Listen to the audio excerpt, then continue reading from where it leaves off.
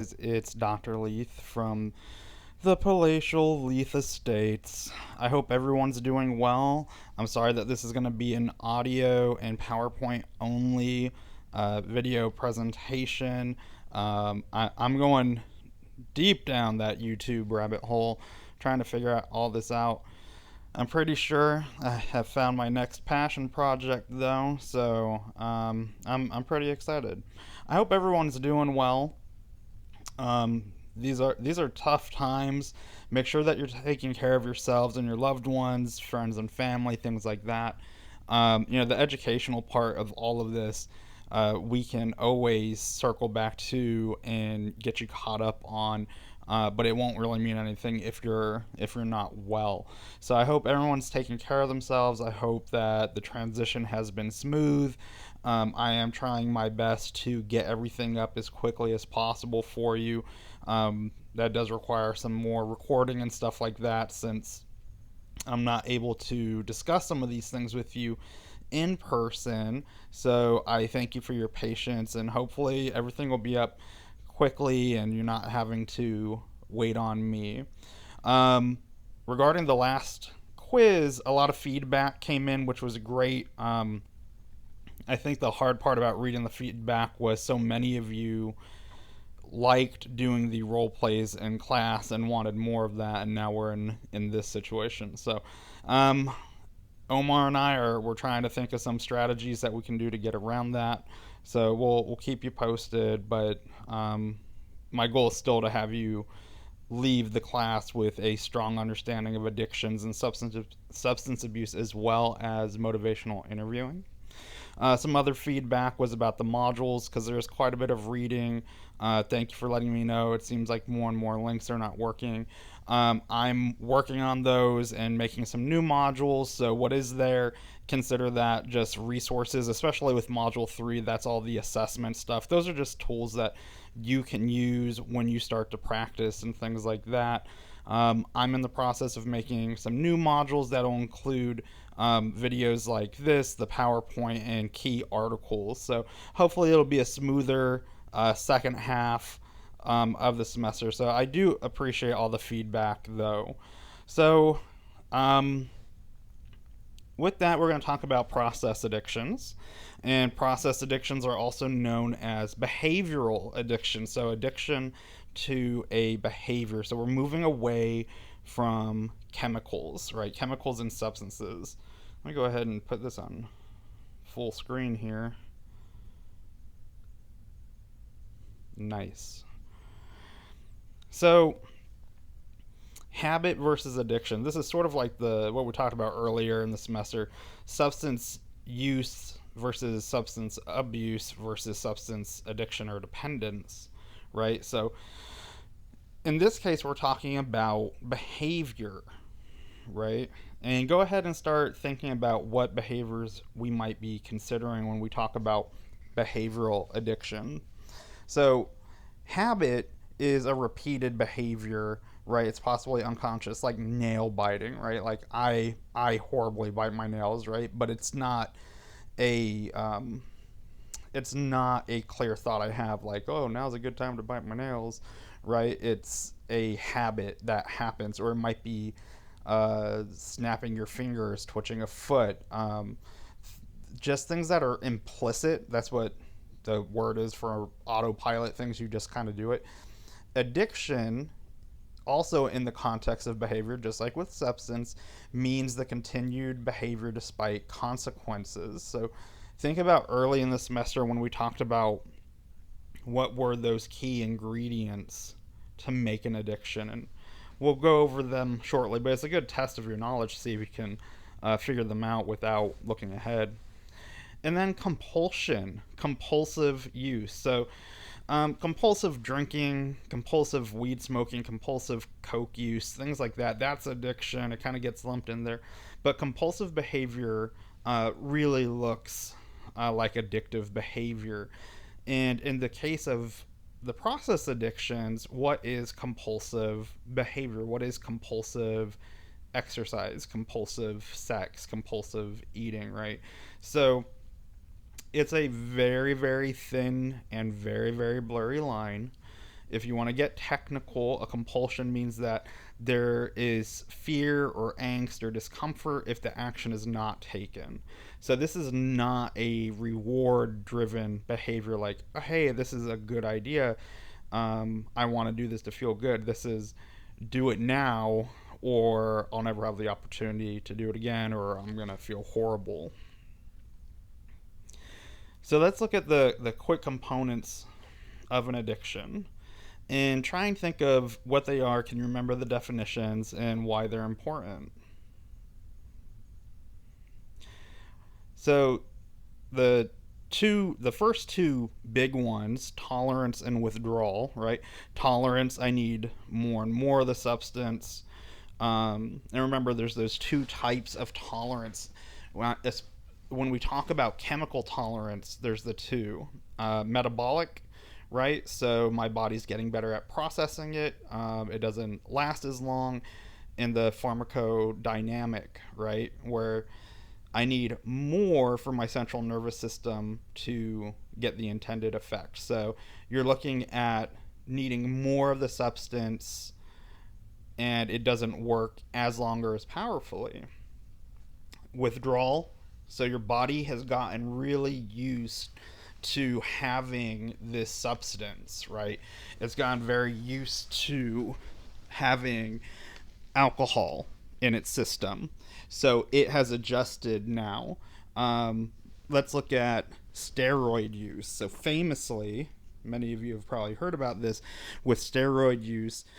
Um, if a person, specifically a man, stops with his steroid use, he gets very, very sick, and there's the secondary female characteristics, right? So there's the development of breasts, the gynecomastia, testicles begin to shrink, things like that. That's because the body has this influx of testosterone, of the hormone.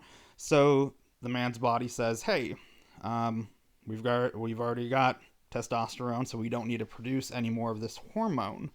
So now this guy's body is not producing testosterone. He stops taking his steroids, and now he doesn't have the exogenous, the injected testosterone, and he doesn't have his natural body made testosterone. He is without it now, and so there's this huge sickness that comes with it. Same thing with the other substances. You have a lot of alcohol, and this would be high amounts over a prolonged, frequent use. Your body gets used to having it and it compensates for having that alcohol or whatever the substance might be. And so when you stop having it, when the body doesn't have it, it freaks out. Lack of control, right? Can't control myself around the substance. Effects of intent. I'm only going to have one drink. The amount of time spent preparing for using or recovering from the substance, fewer other outside activities, and then the biggest red flag of all, the continued use despite consequences. I made this picture. I'm pretty proud of it. So let's go over it. Right, so when we talk about process addictions, and it's not limited to the ones that I have here, it can go beyond it, but these are definitely the 6 most common ones. Eating addiction or food addiction, shopping addiction, right? We a lot of people say shopaholic. Where's my mouse? Here it is. Sex addiction, which that would also include things like porn addiction, right? So it's a kind of an umbrella term. Exercise addiction, internet or gaming addiction, that would be both, right? Some people split hairs. Like I'm getting all excited talking about this. Is there internet addiction, social media addiction, information addiction, gaming addiction, right? So for the sake of our discussion, we're lumping that all together, right? Internet and gaming or online addiction. And then gambling addiction. So why do we say process? And I love this point. I don't know why I'm just so excited by this type of discussion. The the addiction is to the process of the behavior, not necessarily the end goal of the behavior, right? So I'm going to jump down to for the sake of making the point, when we talk about sex addiction, well, sex in theory should be pleasurable, and it's something that's normal and that you want. It leads to pleasure, it leads to orgasm and things like that. So um how is this an addiction? It's this thing that feels good. Well, it's not just the end result. It's not just the feeling of release or orgasm or pleasure. It's the whole process, right? And what we would probably see with this is it's also maybe the, to be candid, I guess the thrill of the hunt, right? Finding somebody, pursuing them, or being pursued, wooing them, stuff like that. But the whole process, not just that end. Just like with gambling, right? Well, of course, people want to gamble. Even you don't need an addiction to want to win a ton of money, right? But it's not just the winning, it is the thrill of, it's everything from start to finish, but especially the stuff in between, right? Eating leads to satisfaction, right? Or the feeding of cravings. Gambling leads to winning. Exercise to fitness or whatever, body or fitness goals one might have. Shopping is products. That's another great way of making the point, is that for someone with a shopping addiction, it's not just the acquisition of the item, right? Like, I really want this I don't know, a gaming computer, or I really want new furniture or whatever it is. It's the going through the process. It's the act of spending the money, right? It's the act of buying. It's not just the thing that is bought that the person is attracted to. Internet, I don't know where to put, like, access, right? You have a question, you have some curiosity, you want to see something, so you look it up. We're not really addicted to the end result. We're not really addicted to what is, like, my college roommate doing these days. I better look him up. It's the getting online, right? The going through it that gives me something, not the answer to whatever question I've posed. So this is the cycle of psychological dependence, because these behaviors, I'm going to go back a slide, these behaviors, there's nothing chemical here. And I am aware that some of you are probably thinking, well, with eating, what about the foods where they put in, additives, or the cytotrons and stuff like that? And 100%, I think that plays a role, and there's certain foods that are addictive, like sugar and stuff like that. That aside, because it's not just those things, and we'll go over that shortly. These don't have chemicals, right? It's not like heroin or meth where your body starts wanting that specific thing. This is very much a psychological dependence. And so this is what happens, right? And I think this is a great model. This really, if nothing else from this, keep this cycle in mind. I'm sure you're going to keep all of it in mind, though. Is a person with a psychological dependence, they feel emotional pain, right? So they got broken up with, right? Heartache. They want relief.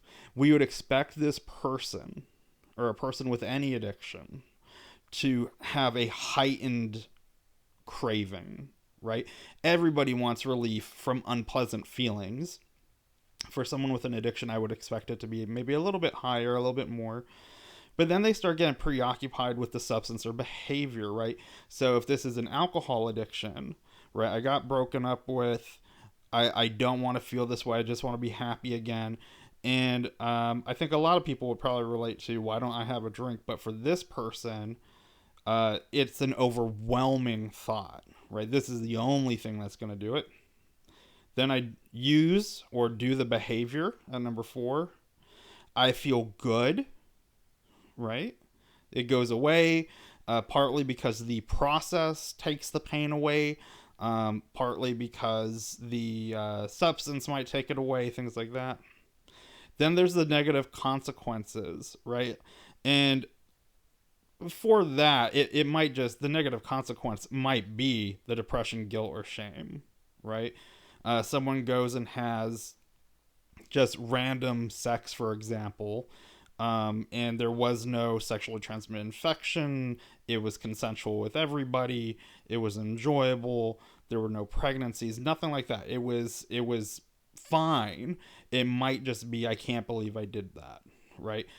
With eating, right?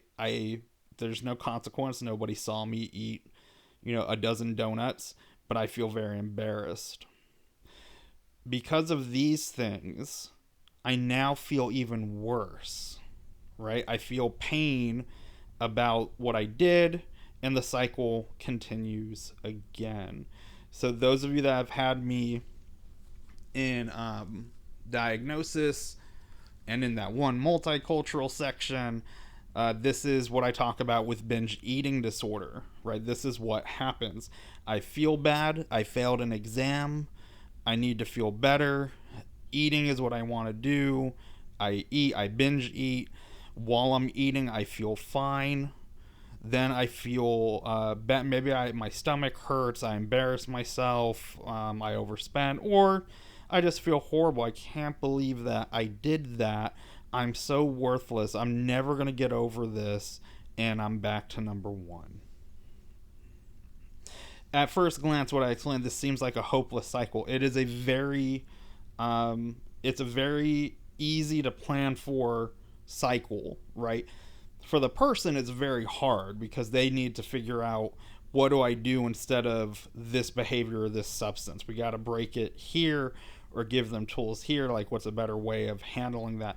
But I know the way I described it, I was going for accuracy. I don't want it to be overwhelming. This is absolutely something that's manageable. So let's look at some of these process addictions. Exercise addiction. Man, since we're all at home and the gym is closed and I can't lift, I started running. I got to tell you, I do not see the appeal. So what would tolerance be for exercise, right? And I don't want to spoil the rest of the presentation. It's these two that we struggle with the process addictions, right? Tolerance and withdrawal. What does tolerance look like for exercise? Well, it might be that the person needs more time at the gym, more time exercising. That's one. It might be that they need to do more, so the intensity. So for a weightlifter, it might be lifting heavier weights, or for a runner, running further or faster. What would withdrawal look like? And I don't have a good answer for that one, other than I would expect there to be quite a bit of anxiety. They got used to depending on the exercise to manage negative emotions, and now without the exercise, they don't know what to do. Lack of control, right? I just can't help myself around it. I gotta do something. I had someone who he kind of hovered around exercise addiction. I hesitate to say it, but this is the closest I saw to it. And it was just a guy he was very, very fit. He took exercising very seriously. And in each session, he would just, do you mind if I hammer out a couple push-ups? Do you mind if I do a couple sit-ups, a couple body squats? And it's I start sweating just kind of watching. It's difficult. Effects on intent. I'm only going to do an hour. I'm only going to do this. The lack of control. Another big one might be, I have an injury, or I'm not ready to do this, and you push anyway, right? And that's something that comes up quite a bit with people who might have exercise dependence, is the injuries. The amount of time spent, fewer outside activities, and continued use despite consequences. So what would some of those consequences be? Well, there's the injuries. It could be there could be some financial consequences, right? You signed up for a bunch of different gym memberships, um, or you got a bunch of gym equipment yourself, things like that. Exercising so much that you're late to work or you're having to take time off due to injuries and things like that. Um, it would my bet would be it would be revolving around uh, absences around other obligations and probably financial. And then of course you have relational. You just push people away, or people you can't form meaningful relationships because the exercise comes first. Just like with substances, right? It's difficult to have those relationships. Eating and food addiction. So, and some of you have seen me get. In case you don't know, binge eating disorder is my favorite thing to talk about.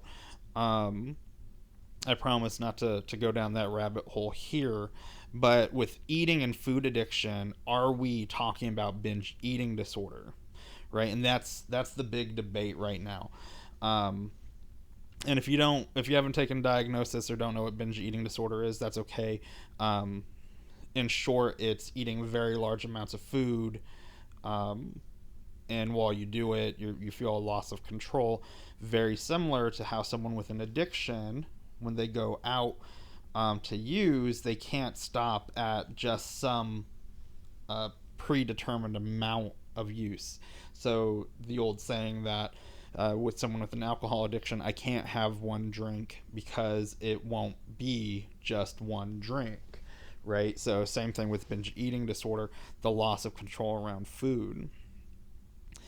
Other aspects of this are, is the addiction to eating, right? The act of masticating, chewing, preparing a meal, things like that, or is it to food? So, what do you think about that? Just think for a second about, and I know it sounds like a very, I don't know what the word is, esoteric difference. Is it, does the person struggle with food or they struggle with eating? But just think about it. What questions would you ask, or what are your thoughts about it? If it's to food, well then why isn't it just any food, right? Typically, people with binge eating disorder or food addiction, if they are in fact two separate things, it's never let me have like a healthy grain in a leafy green, right? It's specific foods, usually fatty, salty, sweet, processed. If it was to eating, could it be just anything, right? So there's a definite pattern there. There's not any research on it, other than there's just a preference for sweet, salty, fatty type foods. But is it eating? Is it chewing? Um, and there's probably some basic research questions we could form and test it to figure it out. But that's where we're at. So what does withdrawal look like for food? And this is where I just get I'm just so fascinated by this stuff. What is withdrawal from eating? This, and one of you, I promise, is thinking it, and you think you're being sarcastic, and your answer is probably right. Withdrawal from food is just hunger, right? Your body gets used to it, and you could probably argue, if you eat a ton of sugary food, you have a crash, or if you eat a ton of fatty foods, or all protein, your hormones do whatever. Um, but not eating just leads to hunger. So withdrawal just kind of, this definition just falls apart in this case. And then what does tolerance look like? Well, we know with people who binge eat, they're not.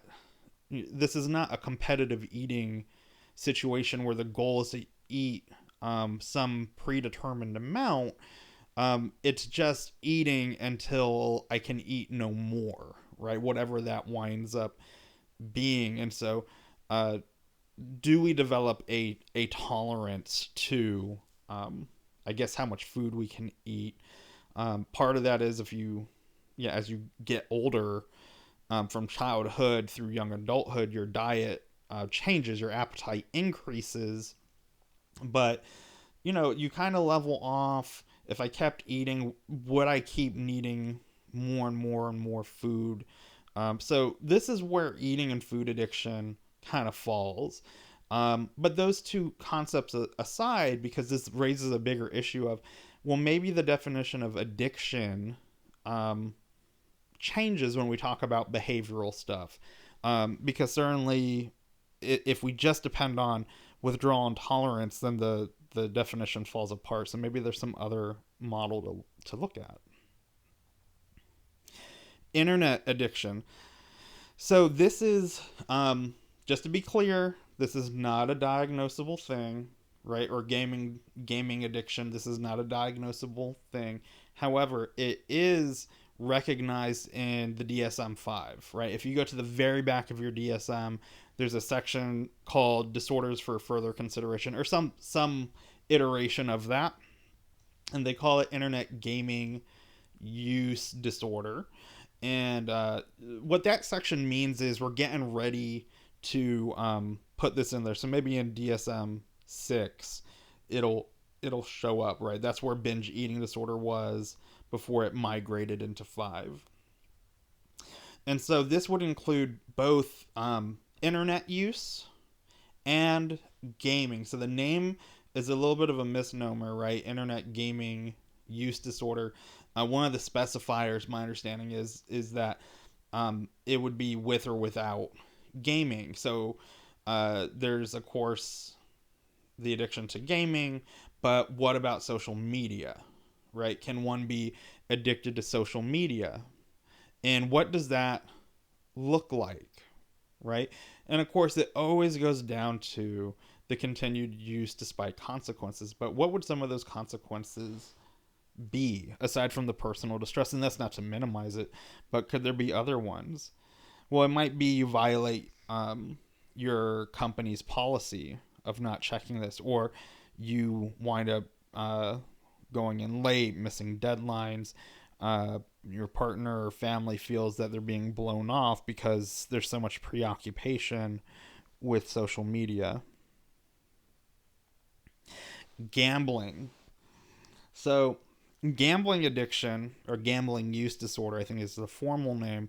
This is the only diagnosable process addiction. It is the only one that's recognized in the DSM. Is there any idea why that is? Well, if you go to your chapter on substance use disorders in your DSM, if you go, I don't know, like halfway or 2/3 of the way down the page, there's a paragraph where the APA, the psychiatric one, says that we did not include process addictions because we did not feel that there was enough academic research on those topics, except for the case of gambling, which has been around for a while now. Oh my goodness, look at all that information. So this is kind of the cycle of addicted gambling, right? So I'm playing.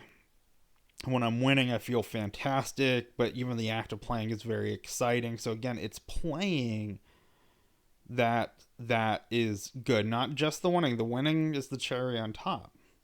Then withdrawal. I start this person, or a person with gambling addiction, they're gonna feel probably just antsy. Just, I don't know what to do. I need to get my fix. Let's go do this. And the thing is, once they get some extra money, maybe they find a 20 in the street, or they get a bonus, or they had a really good month, right? Whether it's they earn more money or they just saved money. Oh, look, I didn't eat out as much this month, and now I've got like an extra $50, right? I gotta do something with it. Negative state, I feel really bad, and it goes back to, what'll make me feel better is if I could go throw some dice, if I could go hit up the slot machines, and then I start amping myself up. I start getting myself all wound up, like that's going to be good. And I very quickly go from this might help to this will help to I gotta do this, right? Um, and then we have the misregulation, distortion. That's where we start seeing people like I just need one good hand, and all my problems will go away. The lack of regulation, right? Like I've already bet all of that extra money I saved and earned, and now I'm dipping into like my bottom line. So the criteria for gambling addiction, and I'm including this because it's the only one that's in the DSM.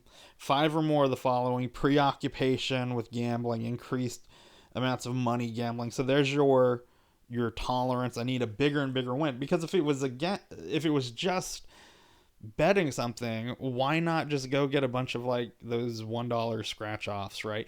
And that does happen.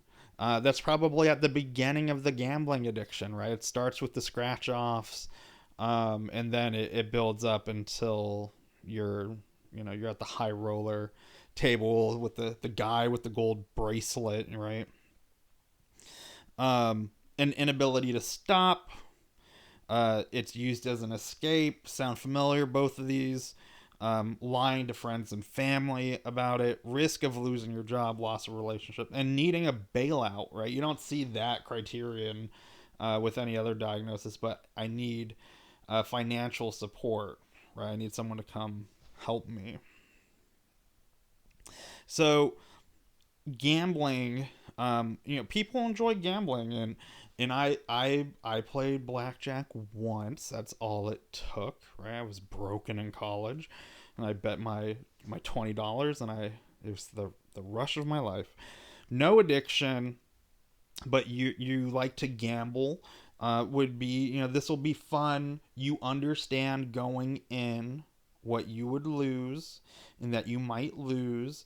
You might even have the good foresight, like if it's at a casino, that it those games don't favor you, right? But you understand that I might not and probably won't win, and you're okay with that.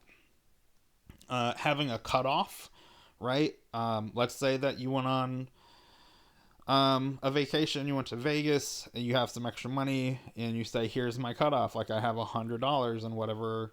If this pot of money ever runs out, then that's it. I'm not going to get more." And stopping after a limit. So stopping after that financial limit, right? After the $100, or emotional, like I'm getting frustrated, I'm getting anxious. Just being aware of how you're feeling. Addiction. The thought is, I will win. This is gonna be okay. Very similar to, I can have one more hit, I can have one more drink, I can drive, right? I will be okay. I have the secret.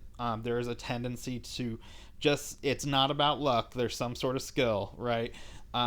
Or conversely, it is about luck, and I just have an abundance of it. I'm feeling good, I'm connected, I'm one with the universe. Magical thinking. And here we mean, and this is a really big distinction, is that with gambling addiction, magical thinking is, I'm gonna do this, I'm gonna win. And you'd think that's the magical thinking. It's not. The magical thinking part is, all of my problems are gonna go away. I just gotta make a bet.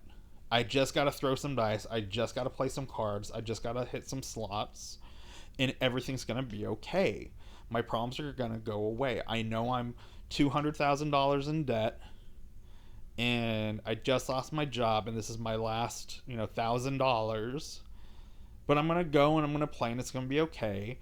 And she's gonna come back, and my family's gonna stay together, and I'm gonna move us all into a really big house. And they probably get, not probably, they do get more bang for their buck. No pun intended.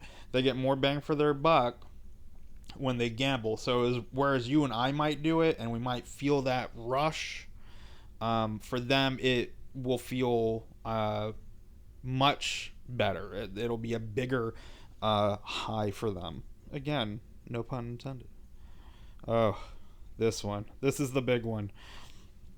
So sex addiction. So before we go there, just take a minute and really like pause the video. It occurs to me you guys can pause whenever you want. I don't need to give you a break. But pause the video. What are your values around sex and relationships? What does sex mean? And do you think sex addiction exists? And instead of saying sex addiction, does the term compulsive sex mean anything for you? And these are important questions, right? If you're an intern of mine, this is the stuff that I would hope you would think about. And regardless if you're talking about sex addiction or compulsive sex, these are good questions to ask yourself, especially from kind of maybe a multicultural lens. What does sex mean in different relationships? Because certainly you will work with people whose issues revolve around sex, whether it's a compulsive sex, bad sex in a relationship, having sex with multiple people, things like that. It is a very value laden concept. In this context, we're talking about, is there control around one's sexual behavior?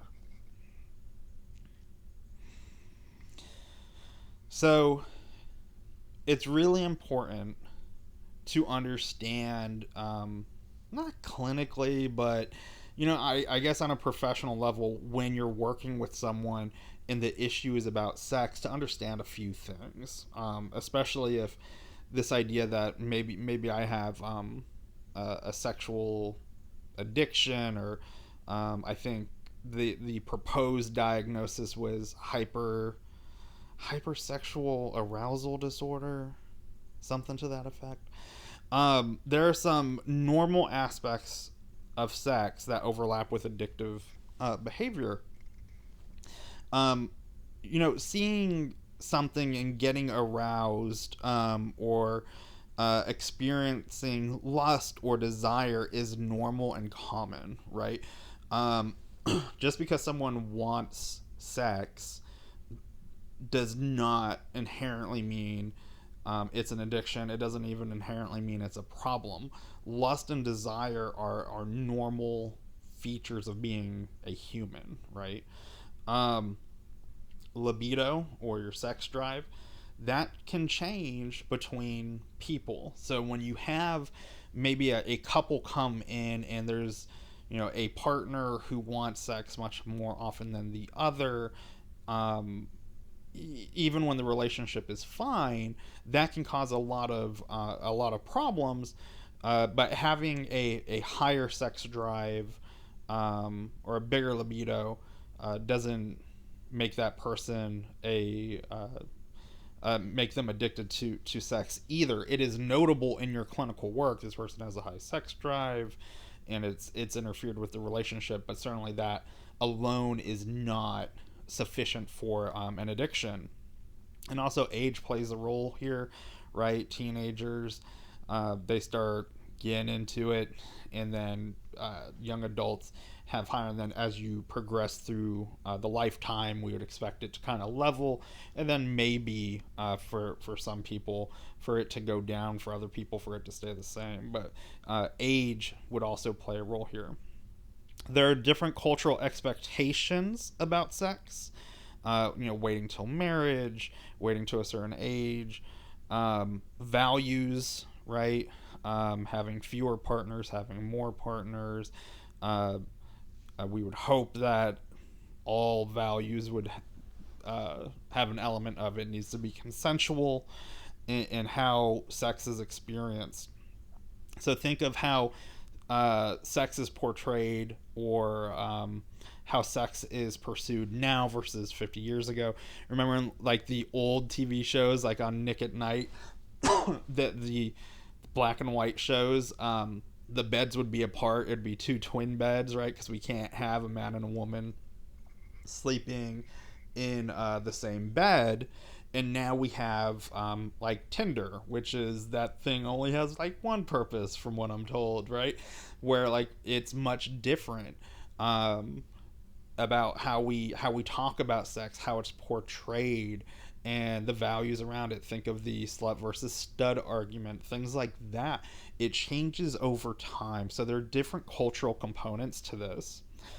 Sex is a normal part of many romantic relationships, and sex is or should be pleasurable, right? Again, wanting to have sex and wanting to achieve the end result of sex is not unheard of. That's common, right? It's pleasurable. People want sex. That it's normal to want it. So with sex addiction, then, right? What are we talking about? If it's so normal to want sex, right? Well, it's picked up some attention with celebrities. The one that comes to mind as of now with recording is what's his face? The golfer, Tiger Woods. Yeah, and the guy from X Files, right? Both of them claim that they have a sexual addiction. Um, just like with the food, and just like with gambling, sex addiction is a process of escaping pain and discomfort. So this person has a really bad day, and the way they want to handle it, and again, this is implicit. It's not, the thought process is not, wow, today sucked, I'm gonna go have sex now. It's, today sucked, I feel horrible. It's a feeling, right? You are familiar with that feeling, overwhelmed, feeling angry, feeling sad, whatever it might be, and you just find yourself aroused or pursuing sexual gratification. That is the antidote to the discomfort. Now, sex addiction is not limited to just intercourse. It would also include porn use. You could also throw in there things like, excuse me, going to like a strip club and things like that, masturbation, and online stuff, right? Whether it's going to chat rooms, or um, finding like models online, like the webcams and stuff like that, sexting, doing pics, and probably a combination of all of these. Um, so it's not just the sex, right? It's all the other stuff as well. Um, and of course, there's an interference with the person's life. So how does a sex addiction interfere with your client's life? And I mean, the obvious one is um, there's some sort of cheating or infidelity. Some of you might be thinking, well, there could be unintended pregnancies, sexually transmitted infections, right? Um, those are all true. What other ones might there be? Well, it could be that there's harm to reputation. It could be that you wind up doing stuff that's illegal, right? So when we look at porn, the porn habits of someone with a sex addiction are going to be quite a bit different from what I'll call like normal porn use, right? The stuff that they see, one, it would be that they're looking at it a whole lot. Two, they're probably looking at um, really, really hardcore porn, right?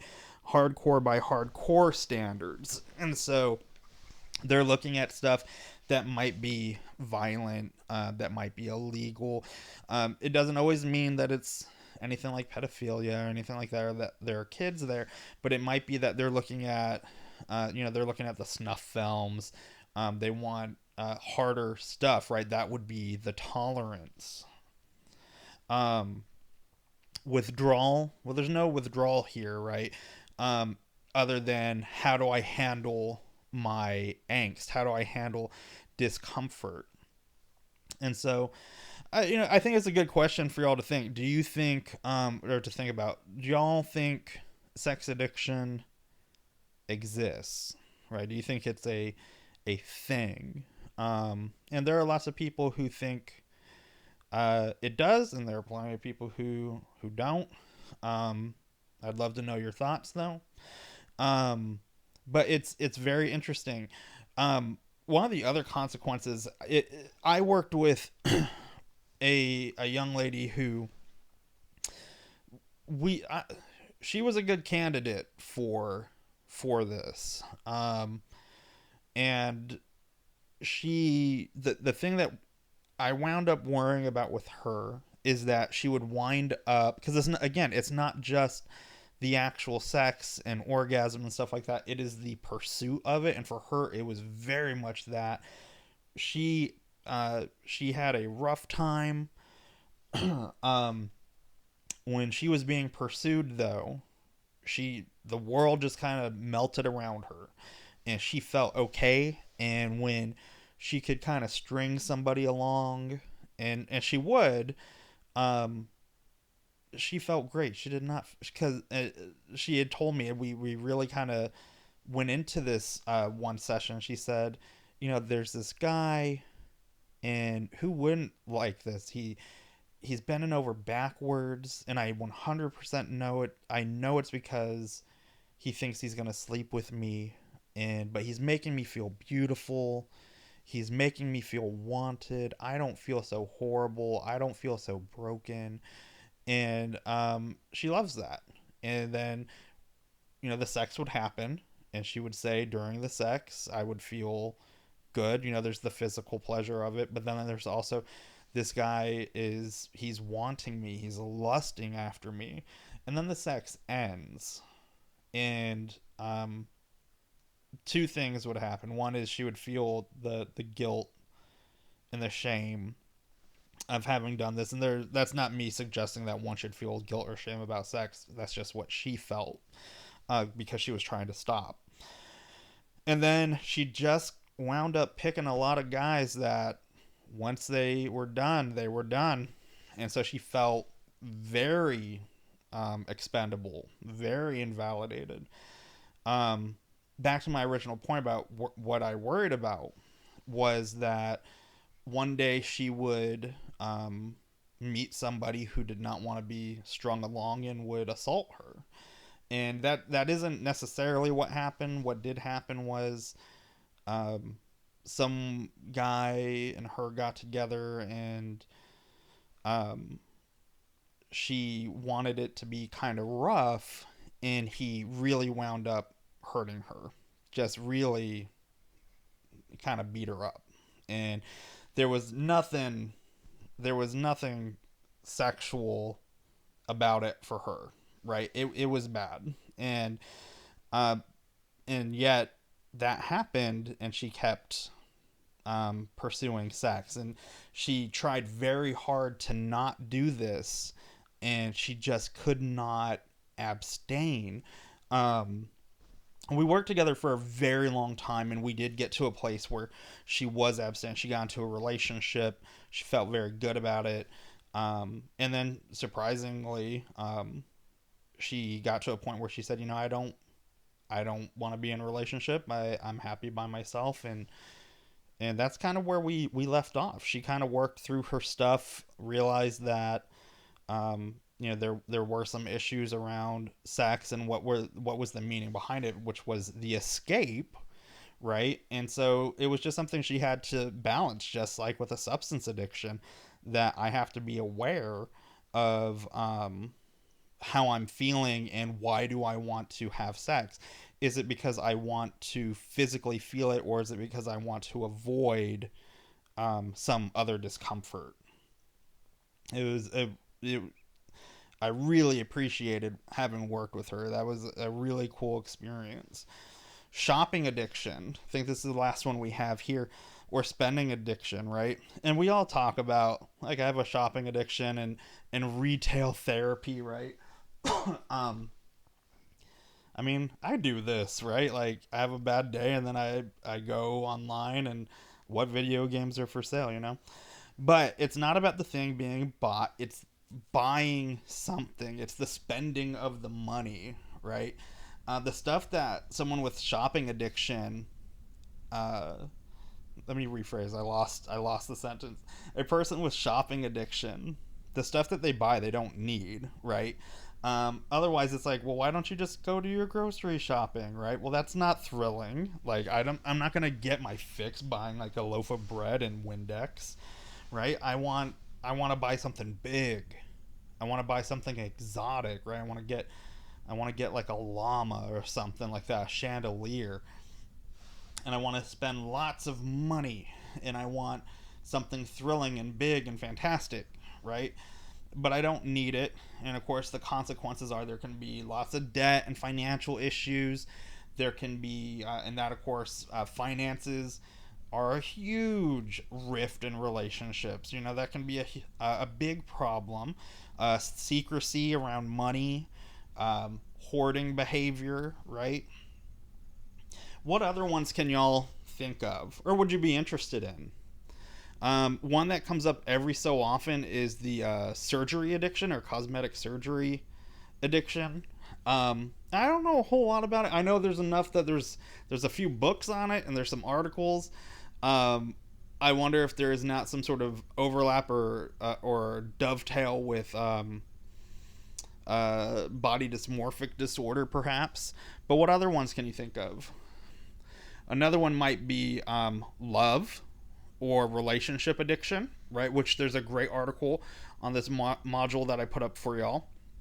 And then one I heard when I was prepping for all this, when I was getting my notes, one about chaos or drama addiction, which I guess would just kind of be, I guess, these folks who just got to go and stir the pot. Ugh. So there are some similarities between process addictions and chemical addictions or substance addiction. Both affect the pleasure centers, but in different ways, right? Chemicals, they're blocking the reuptake of serotonin, or they have a psychogenic effect, or they feel good, right? They have something intrinsic to them that make the person feel good. Um, the behavioral addictions also affect the pleasure centers. Just because what happens over time is you start getting this flood of dopamine or serotonin when you do the behavior, right? So, oh my goodness, I don't know how y'all are listening to me for this whole time. Um, they're getting a whole lot of bang for their buck when the behavior is done, right? And so that person with shopping addiction, they go and they pull out the credit card and they buy something. They're just being flooded with the feel good chemicals, right? So it's affecting the pleasure center, just not through a chemical mean. Both are used to escape pain and increase pleasure. Both have issues of tolerance and withdrawal, and both can have consequences.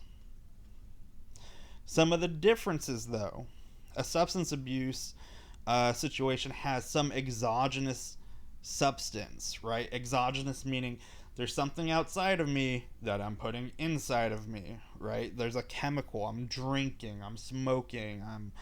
I'm ingesting, and that chemical has an effect, right? And this one is really interesting. One of the big differences is that abstinence might not be an option or might not be feasible for some of the behavioral addictions, right? Like with food addiction, you can't say stop eating, right? For if there is a love addiction, you can't say, well, just be single forever. And with sex addiction, well, you're gonna go out and you're gonna see stuff and it's gonna turn you on and you're gonna want to have sex, or you're gonna be in a relationship and your partner's gonna want sex and things like that. So just saying, and there's different stages of it, right? It might be abstain unless you're in a seriously committed relationship. Learning to eat only when you're hungry, right?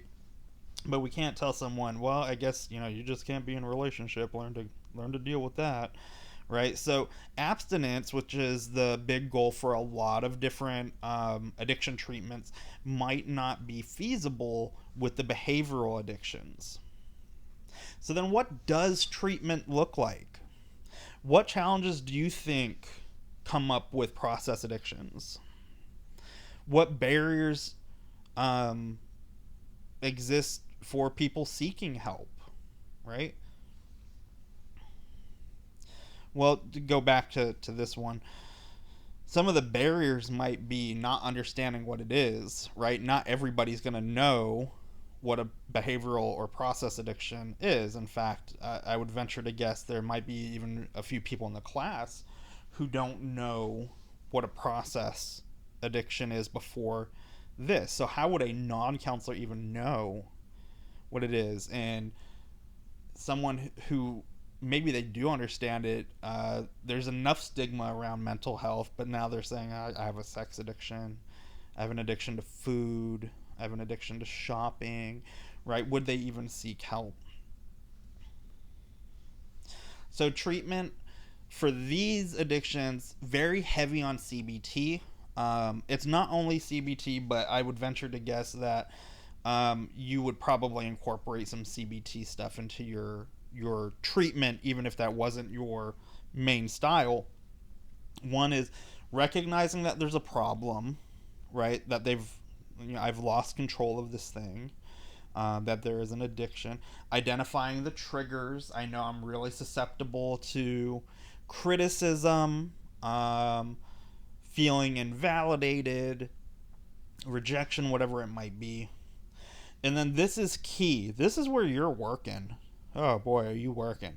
Finding a way to substitute the behavior if possible, right?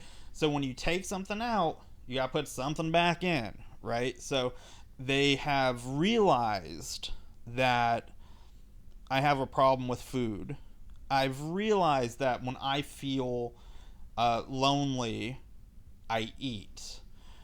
So we're going to take out eating. Imagine you have that solution focused magic wand and you can pull out the eating disorder, or the disordered eating, I should say. So now that person feels lonely, they're not going to eat. What are they going to do? Right? The person says, I acknowledge I have an exercise addiction, and when I see fit people, or when I see billboards or ads or commercials, it triggers me. I'm not going to exercise anymore. Well, what are they going to do? Right? We can't always tell them to abstain, so it might be working on how to do moderate or moderated behavior. Or is there a healthy alternative, right, to the behavior? This is also part of CBT, is learning to fix like the stinking thinking, right? That, okay, yes, that person is fit, but I'm also fit, right? Thought challenging, thought stopping, things like that. Group therapy, learning from others, having a support group. For DBT, right, we have the skills group, which are just ways to enhance skills. This is what I do when I have some sort of reunion. This is how I cope with it, right? So you're hearing other people and what they did and getting that reinforcement. Regardless of your orientation, your theoretical orientation, a counselor would likely focus on the following: getting them acquainted with different emotional states. Can your client identify when they're sad, when they're angry? Remember, we talked about this earlier in the semester. Blast, bored, lonely, angry, sad, and tired. Hunger is also in there for some people. Some people, when they get hungry, it brings up a bunch of emotional things, i.e., hangry, right? But can your person identify what those things are like? Can they identify how they're feeling leading up to the behavior, how they feel during and after the behavior, right? So you're really having to kind of pinpoint and maybe walk them through the different emotions, working on any past or underlying issues, right? So this is what you think of probably when you think of being a counselor, right? I was traumatized when I was very young, or I saw mom and dad do this or that was said to me. And again, trauma does not always have to be that big violent trauma. It can also be the complex systemic trauma of invalidation, right? Being shamed, being bullied, being embarrassed, right? Not fitting in. You'd focus on relational concerns, right? Helping fix romantic and family relationships or social relationships, and helping them find support in addition to you. So, why don't we wrap up there? You guys have been great. Um, Behavioral addictions, a way to think about it is that the brain is a very, very old machine. And if you do any behavior enough, you will start forming new neural pathways, right? And so things like the advent of the internet, the accessibility of certain things, the emphasis from society, right? You're being inundated all the time with a lot of what we're talking about. Buy this, eat that, have sex, exercise, look fit, um, social media presence, be an influencer. And when you keep doing these things, you form neural pathways. And when you get a positive feedback loop going, every time I log on to Instagram and I see all the likes, I get all this endorphin coming towards me. I feel good and I keep doing it. And then I put a post up and I got even more likes and I got even more endorphins, right? And so doing this behavior over and over will form a neural pathway just like it does with substance abuse, right? If I always go to a place of I'm in despair, so I need a drink, I have formed a pathway. That pathway is when I'm upset, seek a drink. Here, the pathway might be when I'm upset, go shopping. When I'm upset, go to the gym, right? But it's that pathway is so big that it is problematic, and I have the consequences. They can also change back, and that's something that Omar and I said at the very beginning of the semester, is that these neural pathways can change back. It does not happen overnight, and it is not easy, but 100% behavioral addictions are something that can be overcome. It just takes time and consistency and patience, right? More so for your client. Your client has to be patient with themselves because relapse is normal. And what's hard for you is that you will invariably, as you take something out, no more sex, no more exercise, no more shopping, you have to come up with ideas with them. It's not entirely on you, but it's also not entirely on them either. You have to help put ideas in. And you are going to suggest the wrong thing. And you know what happens? Your client says, that didn't work for me. And then you go on to the next thing. You know, what didn't you like about it? What did you like about it? Right? So, absolutely, these things can change. Well, that's going to do it today. The first article I have listed on the module is a fantastic article. Definitely check it out. Let me know if you have other questions. We might talk a little bit more about this next week as well. We'll see. There's a lot we still need to cover, but I love talking about the behavioral addictions. Anyway, I hope all is well. Take care of yourselves. If you need anything, let me know. And hopefully I will talk to you guys soon. Stay well. Bye-bye.